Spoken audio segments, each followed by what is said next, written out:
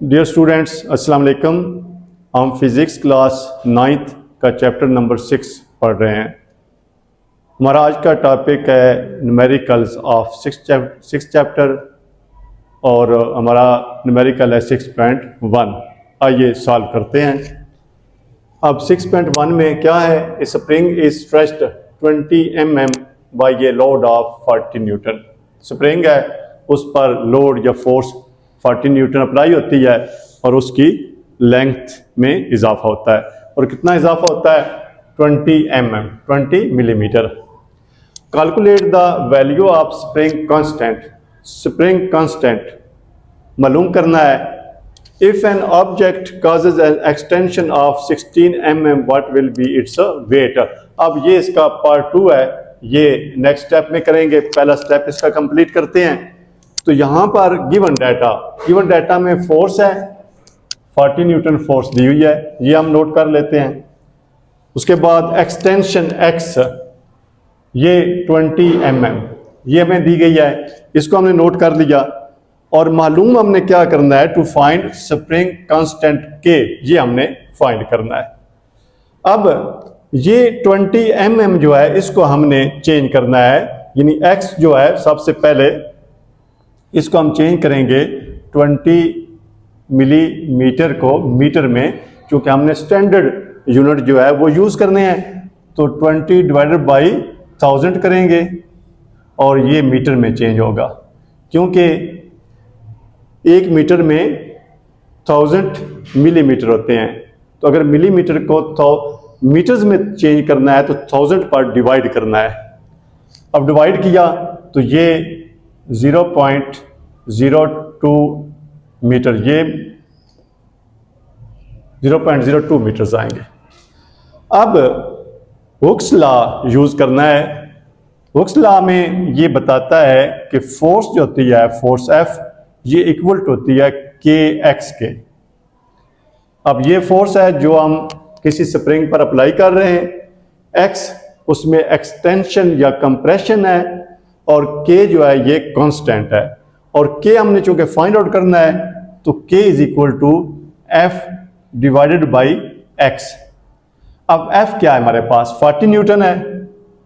40 newton divided by x 0.02 metre.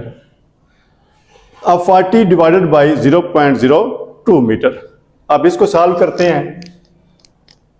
40 divided by 0.02 और ये 40 divided by, अब ये इसका पॉइंट जो है इसको खत्म करेंगे तो 2/100 आएगा।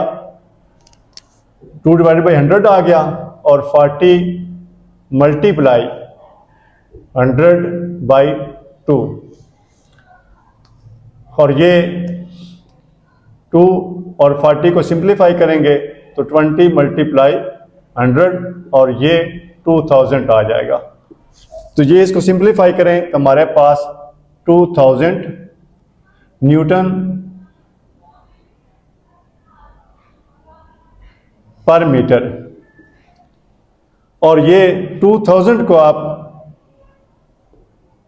2K भी लिख सकते हैं, 2K न्यूटन पर मीटर, क्योंकि 1000 जो होता है वो किलो के इक्वल होता है। तो 2 किलो न्यूटन पर मीटर, क्योंकि ये बड़ी वैल्यू आती है इसलिए इसको किलो न्यूटन में हमने चेंज कर लिया है।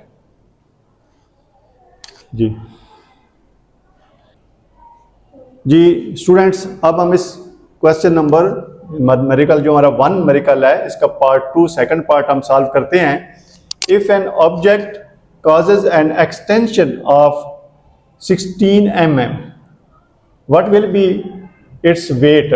अब स्प्रिंग वही है, एक्सटेंशन चेंज हुई है। एक्सटेंशन पहले थी 20 mm, अब 16 mm है, ये एक्सटेंशन है। अब हमने फोर्स मालूम करनी है, क्योंकि पहले 20 mm एक्सटेंशन थी तो इसका मतलब फोर्स ज्यादा थी। अब एक्सटेंशन कम हुई है तो यकीनन फोर्स को रिड्यूस किया गया है, फोर्स को कम किया गया। वो फोर्स हमने मालूम करनी है, क्योंकि स्प्रिंग सेम है, फर्स्ट स्टेप में जो स्प्रिंग यूज किया है वही सेकंड में यूज कर रहे हैं, तो इसलिए स्प्रिंग कांस्टेंट जो है वो वही होगा जो हमने फर्स्ट स्टेप में फाइंड आउट किया है, और वो है 2000 न्यूटन पर मीटर। अब हमें यहां पर स्प्रिंग कांस्टेंट का पता है और एक्सटेंशन का हमें पता है, तो हमने फोर्स मालूम करनी है। तो अब इसको सॉल्व करते हैं, तो हमें पता है कि फोर्स इज इक्वल टू के एक्स, यानी हुक का लॉ में ये बताता है कि फोर्स के एक्स के इक्वल है, और फोर्स इक्वल टू, अब वैल्यूज पुट करेंगे के एंड एक्स की और उसको सिंप्लीफाई करेंगे। के की वैल्यू 2000 न्यूटन पर मीटर मल्टीप्लाई एक्स। अब एक्स 16 mm, 16 mm को हम चेंज करेंगे मीटर में, 16 mm इक्वल टू 16/1000 मीटर, और ये आएगा 0.016 मीटर। तो हम यहां पर के की वैल्यू 0.016 मीटर पुट करेंगे। अब फोर्स इक्वल टू, अब 2000 को 0.016 से मल्टीप्लाई करना है। अब मल्टीप्लाई करते हैं, तो ये 16 को 2 से मल्टीप्लाई करें 32 आ जाएगा।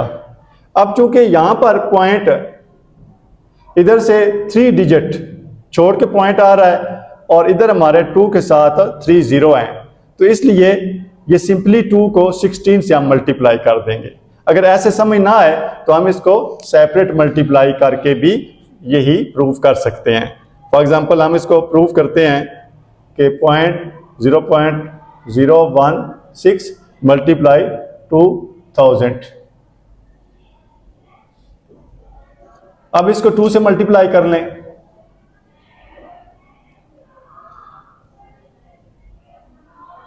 ये आ जाएगा, और साथ ये 3 0 एंड पर पुट कर देंगे। अब 3 डिजिट के बाद पॉइंट लगाना है, इधर से 3 डिजिट के बाद पॉइंट लगाएंगे, तो ये 32 आ जाएगा। तो 32 है, ये मीटर पर सेकंड, और मीटर ये कैंसिल हो जाता है और पीछे न्यूटन रह जाएगा। तो अब हमारी फोर्स जो है वो 32 न्यूटन हो जाएगी। यानी अगर हम फोर्स जो है 40 से रिड्यूस करके 32 न्यूटन लगाएंगे, तो स्प्रिंग में जो एक्सटेंशन होगी वो 16 mm होगी। जी डियर स्टूडेंट्स, हमारा सेकंड न्यूमेरिकल 6.2 आइए सॉल्व करते हैं। The mass of 5 litres of milk is 4.5 kg। 5 litre milk है, मास उसका 4.5 किलोग्राम है। Find the density in SI units. हमने डेंसिटी मालूम करनी है और सिस्टम इंटरनेशनल में डेंसिटी मालूम करनी है। अब हमारे पास गिवन डाटा में मास 4.5 किलोग्राम ये आ गया, और 5 लीटर्स हमारे पास मिल्क है, तो ये 5 लीटर्स क्या है, ये वॉल्यूम है।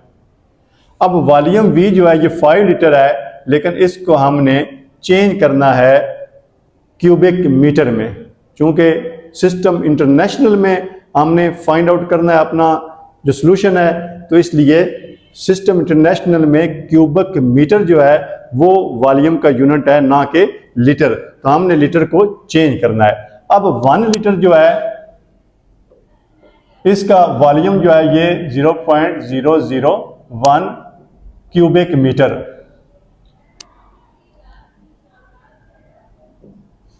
ये और 5 लीटर जो है इसका वॉल्यूम मल्टीप्लाई 5 हो जाएगा, यानी 0.005 क्यूबिक मीटर, ये इसका वॉल्यूम आ जाएगा। तो ये हम वॉल्यूम इसका V जो है ये 0.005 क्यूबिक मीटर लिखेंगे। अब डेंसिटी, रो डेंसिटी हमने मालूम करनी है, तो इसका सॉल्यूशन करते हैं।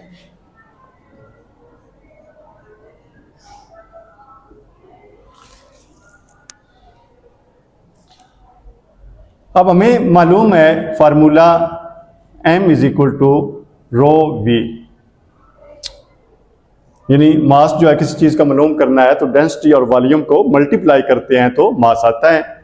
तो density rho is equal to m divided by v। अब यहां पर वैल्यूज पुट करेंगे और सिंप्लीफाई करेंगे।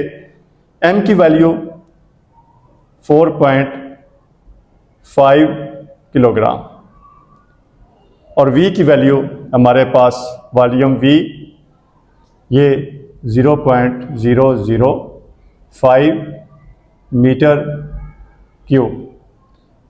अब इसको सेपरेट हम सिंप्लीफाई कर लेते हैं। 4.5 डिवाइडेड बाई 0.005।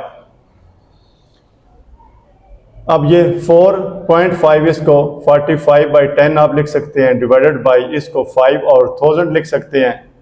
चूँकि पॉइंट और उससे आगे 3 डिजिट्स हैं तो 1 के आगे 3 0 आ जाएंगे। और इसको सिंपल तरीके से अगर हम लिखते हैं तो 45/10 मल्टीप्लाई 1000/5 आ जाएगा। इसको मज़ीद सिंप्लीफाई करते हैं, 10 1 और ये 100 आ जाएगा और 5 और ये 9 आ जाएगा। तो ये ओवरऑल 9 मल्टीप्लाई 100। तो इसको भी हम 900 भी लिख सकते हैं, लेकिन 9 मल्टीप्लाई 100 ये किलोग्राम पर क्यूबिक मीटर। और इसको अगर मज़ीद साइंटिफिक नोटेशन में लिखें तो 0.9 मल्टीप्लाई ये 1000 हो जाएगा किलोग्राम पर मीटर क्यूब। और ये 0.9 मल्टीप्लाई 10 की पावर 3 किलोग्राम पर मीटर क्यूब। ये इसका सॉल्यूशन आ जाएगा जी।